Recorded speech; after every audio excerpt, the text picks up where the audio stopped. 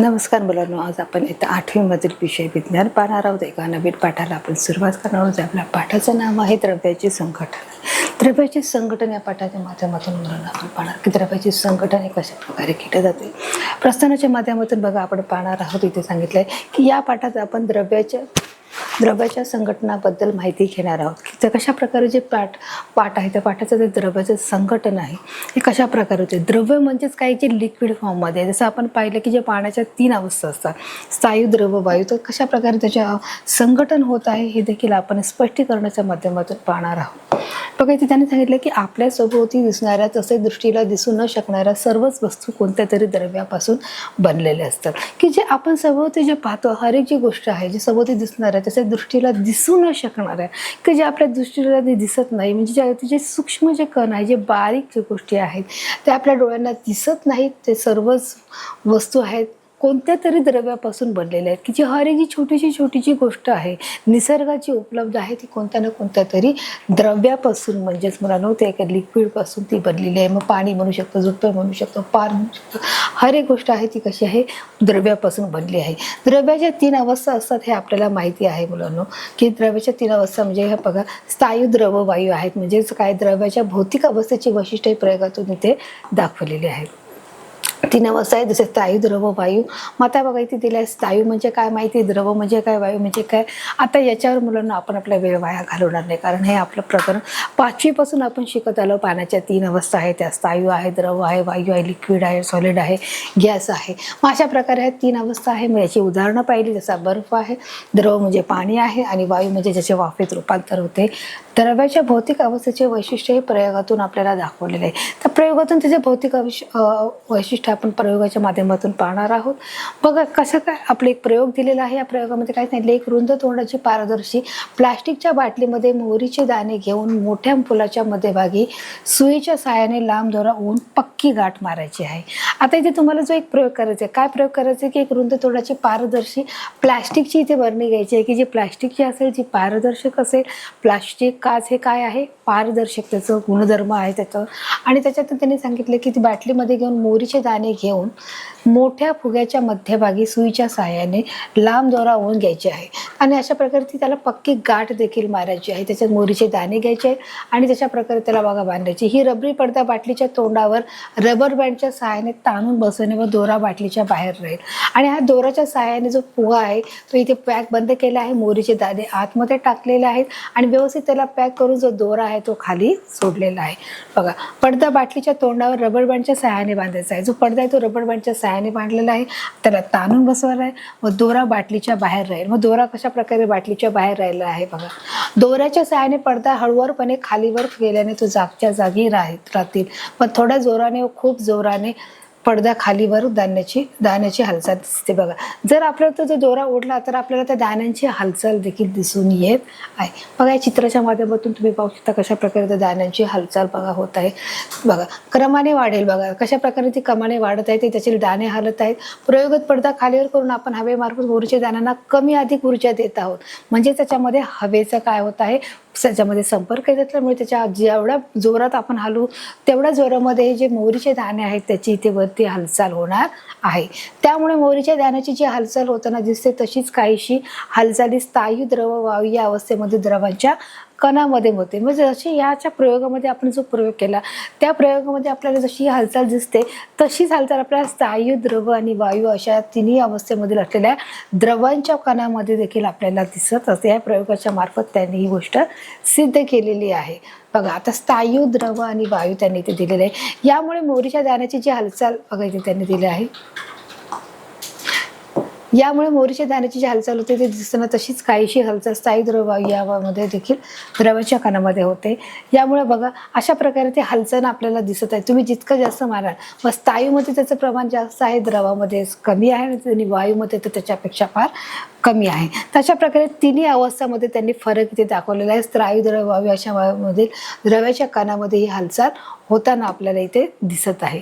द्रवाच्या कणामध्ये अंतर्नेवी आकर्षक बल कार्यरत असते व या बलाच्या क्षमतेनुसार कणाची हालचाल हे प्रमाण ठरत आहे.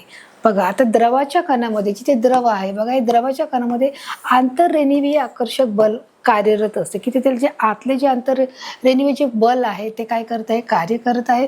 व या बलाच्या क्षमता ज्याची जेवढी कॅपॅसिटी आहे, जेवढी क्षमता आहे त्यानुसार हालचाल होत आहे. स्थायूमध्ये अंतर्रेणीय बल अतिशय प्रभावी असते. बघा आता त्यांनी काय सांगितलंय की जे स्थायू पदार्थ आहे त्याच्यामध्ये जे अंतर्रेणीय बल आहे ते अतिशय प्रभावी आहे आणि म्हणून त्यामुळे त्याची जी हालचाल आहे ही द्रव पदार्थापेक्षा किंवा फार वायू पदार्थापेक्षा देखील ही जास्त होत असते.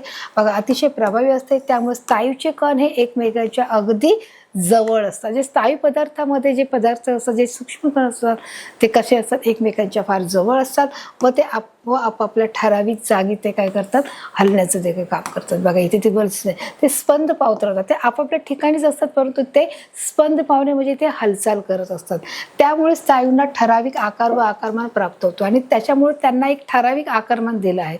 जसं आपण पाहिलं जो बर्फ आहे, मग बर्फाला ठराविक आकार आहे. आपण त्या जो पाण्यामध्ये जो आहे, जो द्रव पदार्थ आहे तो आपण स्थायू पदार्थात रूपांतर केलेलं आहे. जसं आपण त्याला फ्रीजमध्ये ठेवून आपण काय केलं, त्याचा बर्फ बनवला आहे. मग तो शेप त्याला आपण दिला आहे, जो स्क्वेअर आकाराचा, जो क्यूबमध्ये दिला आहे. म्हणजे तो काय आहे, ठराविक तो आकार घेत असतो व आकारमान त्याने प्राप्त केलेला असतो. तसेच उच्च घनता व असंपीडितता हे गुणधर्म प्राप्त होतात.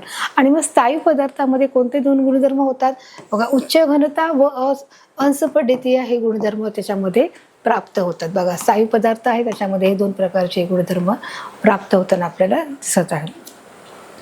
हे गुणधर्म आपल्या स्थायू पदार्थामध्ये दिसत असतात. तर द्रव पदार्थाच्या अवस्थेमध्ये आंतररेषीय बलाची सक्षमता मध्यम असते, की याच्यामध्ये जो त्याचा स्पीड आहे तो थोडासा आपल्याला कमी दिसते, त्याची जी क्षमता आहे ती कमी आहे. म्हणजे याच्या अवस्थेमध्ये, द्रव अवस्थेमध्ये आंतररेषीय याच्यामध्ये आपल्याला थोडं अंतर दिसत आहे. जसं स्थायू पदार्थामधले जे पदार्थाचे कण आहेत ते एकमेकांना जोडलेले असतात आणि ते जागच्या जागी स्पंदन करतात.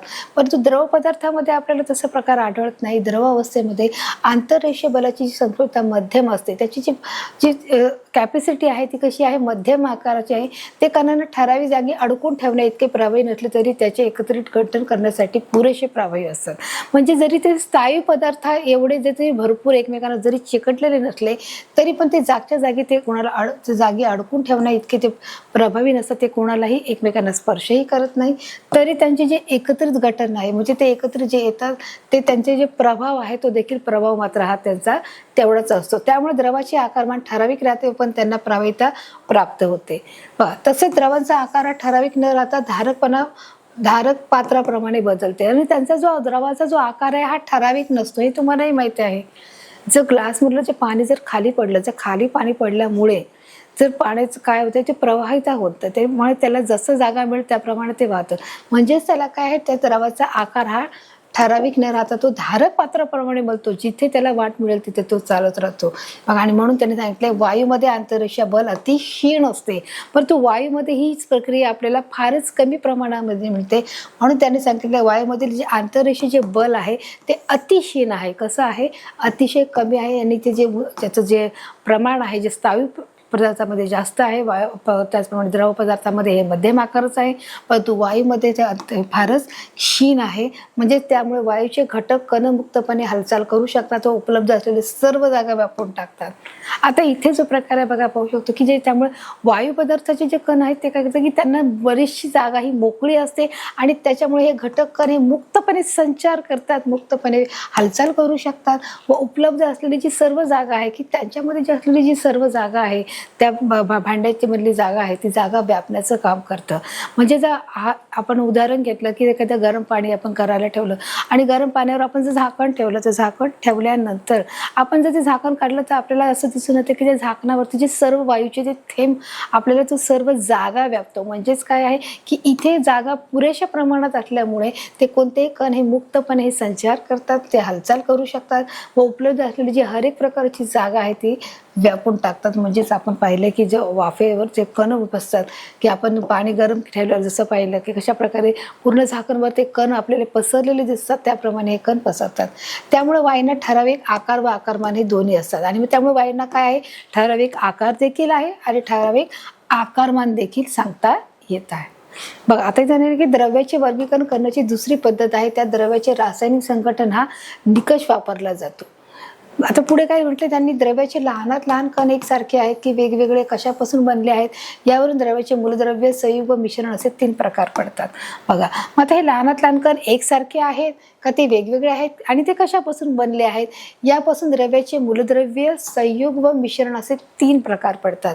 मूलद्रव्य, संयुग आणि मिश्रण. बघा, अशा प्रकारच्या 3 भागामध्ये त्याची विभागणी झालेली आहे आणि त्याच्यावरून त्याचे निकष हे वापरले जात आहेत. बघा, अशा प्रकारे मूलद्रव्य, संयुग. मूलद्रव्याच्या लहानात लहान कणामध्ये एकाच प्रकारचे अणू असतात, जसे ऑक्सिजनच्या प्रत्येक रेणूमध्ये आहे. बघा, आता त्यांनी सांगितलंय की मूलद्रव्याचा लहानात लहान जो कण आहे, जो सगळ्यात छोटासा जो छोटा कण आहे, त्याच्यामध्ये एकाच प्रकारचे अणू असतात आणि त्याच्यामध्ये सर्व एकाच प्रकारचे, एकाच टाईपचे जे अणू असतात, त्याच्यामध्ये ऑक्सिजनचे प्रत्येक रेणूमध्ये ऑक्सिजनचे 2 गुण जोडलेले असतात आणि त्या अणूमध्ये ऑक्सिजनचे 2 अणू हे एकमेकांना जोडलेले असतात. बघा, अशाच्या माध्यमातून जे ऑक्सिजनचे 2 गुण जोडले. मूलद्रव्याचा घटक पदार्थ एकच होतो, म्हणजे ते मूलद्रव्य स्वतः असतो. बघा, मूलद्रव्याचे सर्व अणू व रेणू हे एक समान असतात. मूलद्रव्यामधले जे सर्व जे अणू आणि रेणू आहेत ते सर्व कसे आहेत, एक समान आहेत, म्हणजे इलेक्ट्रॉन आणि प्रोटॉन जसं बोलू शकतो एक प्रमाणात आहेत. मूलद्रव्याच्या रेणूतील सर्व अणू एक समान व एकमेकांना रासायनिक बंधाने हे जोडले आहेत. रासायनिक बंधाने ते एकमेकांना जोडलेले आहेत. वेगवेगळ्या मूलद्रव्याचे रेणू, बघा, वेगवेगळ्या मूलद्रव्याचे रेणू व अणू हे वेगवेगळे असतात, परंतु जे वेगवेगळ्या मूलद्रव्याचे जे रेणू व अणू आहेत ते कसे आहेत, वेगवेगळे. जसं जसे मूलद्रव्य असेल त्याप्रमाणे ते वेगळे आहेत. मग अशा प्रकारे बघा, तुम्हाला इथे एक चार्ट दिलेला आहे. त्या चार्टमध्ये बघा, इथे तुम्हाला पाहिलं आहे की जो तक्ता दिलेला आहे, त्या तक्त्यामध्ये तुम्ही पाहू शकता की सिल्वर आहे, अल्युमिनियम आहे, रेगड आहे, हिडोमस्टेमस आहे, पेलेडियम आहे, निकेल आहे, कॉपर आहे, झिंक आहे. बघा, इथे सेंडियम आहे, ट्युटोरियम आहे, वेडम आहे, क्लोरियम आहे, मॅग्नेश आहे, आयर्न आहे, कोबाल्ट आहे, निकेल आहे, कॉपर आहे, झिंक आहे. तर त्याचं प्रमाण किती आहे, कॅल्शियमचं आहे. बघा, इथे दिलं आहे बेरियम, मॅग्नेशियम, कॅल्शियम, सिरियम, ब्रेसम, रेडियम. तर अशा प्रकारचं त्यांनी ते बघा, इथे मूलद्रव्याचं कशा प्रकारे इथे प्रमाण दिलेलं आहे. संयुगाचे लहानात लहान कण रेणू हे 2 किंवा अधिक प्रकारचे अणू एकमेकांना जोडून बनलेले असतात. बघा, आता त्यांनी दिलं आहे की जे संयुगाचे लहानात लहान, ते संयुग आपण काय आहे, मागच्या घटकामध्ये, मागच्या भागामध्ये आपण शिकलेले संयुग म्हणजे संयुगाचे लहानात लहान जे कण आहेत, म्हणजे ते रेणू हे 2 किंवा अधिक प्रकारचे अणू हे एकमेकांना जोडून बनलेले असतात. अशा प्रकारे हे 2 कण आहेत एकमेकांना हे जोडून बनलेले, म्हणजे हायड्रोजन आणि ओ आहे, म्हणजे ऑक्सिजन आहे. अशा प्रकारे 2 गोष्टींनी जोडलेले असतात. जसे पाण्याच्या प्रत्येक रेणूमध्ये हायड्रोजनचे 2 अणू हे ऑक्सिजनच्या एका अणूला जोडलेल्या स्थितीत असतात. बघा, आता जसे पाण्याचा जो प्रत्येक जो थेंब आहे, त्या प्रत्येक रेणूमध्ये हायड्रोजनचे 2 अणू आहेत. पाण्याच्या प्रत्येक रेणूमध्ये कोणाचे 2 थेंब आहेत, हायड्रोजनचे 2 अणू आहेत. हे H म्हणजे काय आहे, हायड्रोजन, आणि O म्हणजे ऑक्सिजनचे एका अणूला जोडलेल्या स्थितीत असतात. बघा, अशा प्रकारे हायड्रोजन आणि O आहे. संयुगाचा घटक पदार्थ एकच होतो, म्हणजे संयुगाचा घटक पदार्थ एकच होतो, म्हणजे तो संयुग आहे. संयुगाचे सर्व रेणू हे एक समान असतात. त्यांनी सांगितलं संयुगाचे सर्व जे गुण आहेत ते कसे आहेत, एक समान आहे. संयुगाच्या रेणूतील घटक अणू 2 किंवा अधिक प्रकारचे असतात व ते एकमेकांना रासायनिक बंधाने हे जोडलेले असतात. हे अशा प्रकारे जे रासायनिक अभिक्रियाच्या मार्फत ते एकमेकांना हे जोडले गेलेले आहेत. तर अशा प्रकारे बघा, इथे बाहेर सांगितले संयुगाचे गुणधर्म घटक मूलद्रव्याच्या गुणधर्मापेक्षा हे वेगळे आहे. जो घटक मूलद्रव्य आहे त्याच्यापेक्षा हे वेगळे आहे. मिश्रणाचे लहानात लहान कण म्हणजे 2 किंवा अधिक मूलद्रव्य संयुगाचे अणुरेणू असतात, की एक प्रकारे एकात एक मिश्रण मिळाल्यानंतर जे मिश्रण तयार होतं ते आपण त्याला संयुग म्हणतो. व मिश्रणाचे लहानात लहान कण म्हणजे जे मिश्रण टाकलं आहे त्याच्यातले लहानात लहान जे कण 2 किंवा अधिक मूलद्रव्य संयुगाचे अणू आणि रेणू असतात. अशा प्रकारे असे 2 मूलद्रव्य भेटतात. उदाहरणार्थ हवा या मिश्रणात N2 आहे, O2 आहे, एअर आहे, H2 आहे, CO2 आहे. हे प्रमुख घटक हे रेणू असतात. तशा प्रकारे तुम्हाला याची बघा यादी दिलेली आहे. तसेच पितळ या मिश्रणात संमिश्रात तांबे आहे, Cu जास्त झेन आहे, तर ब्रँजमध्ये तांबे आहे व Cu व कथिल आहे, Sn या मूलद्रव्याचे अणू असतात. म्हणजे बघा, तुम्हाला जे धातू आहे त्या धातूमध्ये देखील कोणत्या प्रकारचे मिश्रण त्याच्यामध्ये टाकलेलं आहे. जसेच पितळ या मिश्रणामध्ये सबमिश्रणामध्ये तांबे Cu आहे, जस्त झेन, ब्रॉन्झमध्ये तांबे, तर कथिल म्हणजे Sn आहे या मूलद्रव्याचे याच्यामध्ये देखील अणू याच्यामध्ये टाकलेले आहे. त्यामुळे तुम्हाला चित्राच्या माध्यमातून हे बघायला पाहू शकतो, जस्त आहे, तांबा आहे, कोणत्या कोणत्या आहे. मिश्रणाचे घटक पदार्थ 2 किंवा अधिक मूलद्रव्य हे संयुगे असतात. 2 किंवा त्याच्यापेक्षा जास्त पदार्थांनी जोडलेले असतात. मिश्रणातील जे रेणू आहे ते अणू 2 किंवा अधिक प्रकारचे असतात. जे मिश्रण जे तयार केलं असतं हे 2 किंवा 3 या किंवा त्याच्यापेक्षा जास्त प्रकाराच्या मध्ये मिक्स केलेलं असतं. जसं तांब्या आहे, तांब्यामध्ये जस्त आहे, आयर्न आहे, तर अशा प्रकारे त्यांनी मिक्स केलं आहे. म्हणून त्यांनी सांगितलं मिश्रणाचे जे रेणू आहेत ते रेणू किंवा अणू असतील ते 2 किंवा अधिक प्रकारचे असतात. 2 किंवा अधिक प्रकाराने ते जॉईंट केलेलं मिश्रण असतं. मिश्रणातील घटक रेणू एकमेकांपासून भिन्न, मिश्रणाचे जे घटक आहेत ते रेणू एकमेकांपासून भिन्न व रासायनिक बंधाने हे जोडलेले नसतात. आता त्यांनी सांगितले मिश्रणाचे जे घटक आहेत म्हणजे जे रेणू आहे एकमेकांपासून जरी भिन्न असले तरी ते रासायनिक बंधाने जोडलेले नाही आहेत. मिश्रणातील घटक हे पदार्थाचे प्रमाण बदलू शकते. बघा त्यांनी सांगितले मिश्रणाचे जे घटक आहे पदार्थाचे प्रमाण बदलू शकते, की प्रमाण हे कमी जास्त असू शकतं. कधीमध्ये काही जास्त असते, काही तर कमी असते. मिश्रणामध्ये त्याच घटक पदार्थाचे गुणधर्म हे राखले जातात, परंतु गुणधर्म मात्र सारखे राखले जातात. उदाहरणार्थ दूध हे पाणी आहे, दुग्ध शर्करा आहे, स्निग्ध पदार्थ आहे, प्रथिने आणि आणखीन काही नैसर्गिक पदार्थाचे मिश्रण आहे. जर आपण दुधाचं उदाहरण घेतलं तर दूध हे कसं आहे नॅचरल आहे, त्याच्यामध्ये शर्करा देखील असते, दुधामध्ये साखर असते. दूध हा कसं स्निग्ध पदार्थ आहे म्हणजे तेलकट पदार्थ आहे, त्याच्यात प्रथिने आहे आणि आणखीन काही नैसर्गिक पदार्थाचे मिश्रण आहे. अशा प्रकारे त्याची जो गुणधर्म आहे तो मात्र राखला जात आहे. जसं दुधाचा जो गुणधर्म आहे म्हणजे दूध काय आहे पाण्याचा आहे म्हणजे ते लिक्विड आहे, त्याच्यामध्ये साखर आहे, तो स्निग्ध पदार्थ म्हणजे तेलकट आहे, तो त्यात प्रथिने हा गुणधर्म आहे आणि त्याचमुळे हा नैसर्गिक पदार्थाचे मिश्रण आहे. अशा प्रकारे त्याच्यामध्ये तो नॅचरल प्रकारे त्याच्यामध्ये मिश्रण केलेलं आहे ऑलरेडी. तशा प्रकारे दुधाच्या स्रोताप्रमाणे दुधातील विविध घटक पदार्थाचे प्रमाण हे वेगवेगळे असते, परंतु त्याच्या दुधामधील जे घटक आहेत त्याचे जे प्रमाण आहे ते मात्र वेगवेगळे आहेत. बघा दुधाच्या स्तोत्राप्रमाणे ज्याप्रमाणे ते स्तोत्र आहे त्याप्रमाणे त्याचे प्रमाण वेगळे आहे. गायीच्या दुधात स्निग्ध पदार्थाचे प्रमाण 3-5% असते, तर म्हशीच्या दुधात हेच प्रमाण 6.9% एवढे असते.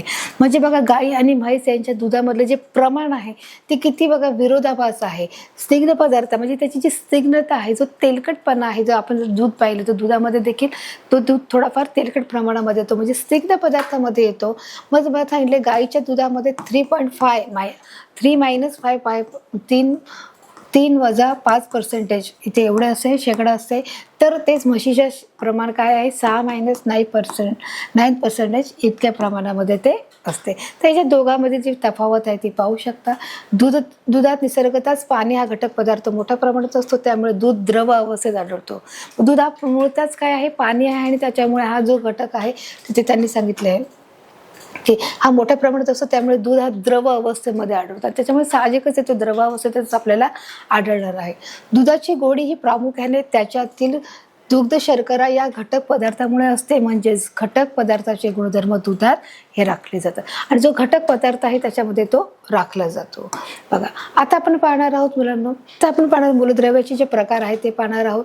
लोह Fa, तांबे CO, ॲल्युमिनियम A1 व कार्बन CO पाहणार आहोत. बघा या मूलद्रव्याच्या बनलेल्या असतात. जो लोह आहे तर या सर्व प्रकारे मूलद्रव्याचे बनलेले आहेत. जो मूलद्रव्य आहे त्यांना जे काय असते हर एक प्रकारचं जे मूलद्रव्य आहे त्यांना धातूंना काय आहे चकाकी आहे, निस्तेजपणा आहे, वर्धनीयता आहे, ठिसूळता आहे. बघा मूलद्रव्यांना चकाकी आहे, निस्तेजपणा, वर्धनीयता, ठिसूळपणा असे वेगवेगळे हे त्यांचे काय झाले भौतिक गुणधर्म आहेत व त्यांच्या अशा प्रकारे हर एक जो धातू आहे त्या प्रत्येक धातूचा काय आहे एक गुणधर्म आहे आणि त्या गुणधर्माच्या आधारे त्यांना चकाकी असते. जसं सोनं आहे, चांदी आहे, यांना काय आहे चकाकी आहे. काही निस्तेज धातू आहे जसं आपण पाहू शकतो, जो कोळसा आहे, जो लोखंड आहे ते निस्तेज आहे. वर्धनीयता धातू काय आहे, ठिसूळ धातू म्हणजे काय पाहिलं ठिसूळ म्हणजे जो हाताने सहज आपण क्रश करू शकतो, जो ठिसूळ आहे. जो वर्धनीयता जसं चांदी आहे. तर अशा प्रकारे सर्व धातूचे आपण गुणधर्म देखील आपण इयत्ता 6वीच्या विषयामध्ये पाहिलेले आहेत. बघा मूलद्रव्यांचे वर्गीकरण करते आणि या सर्व मूलद्रव्यांचे वर्गीकरण करता येते.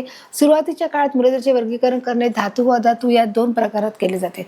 सुरुवातीच्या काळामध्ये आपण शिकलो की जो धातूचा शोध लागला होता की जे मानव जेव्हा स्थिर राहिला, स्थिर जीवनाला मानवाची जेव्हा सुरुवात झाली तेव्हा त्याचा जो धातू होता, जो सर्वात प्रथम जो हत्यार होतो लोखंडापासून तो हत्यार तयार करत असे.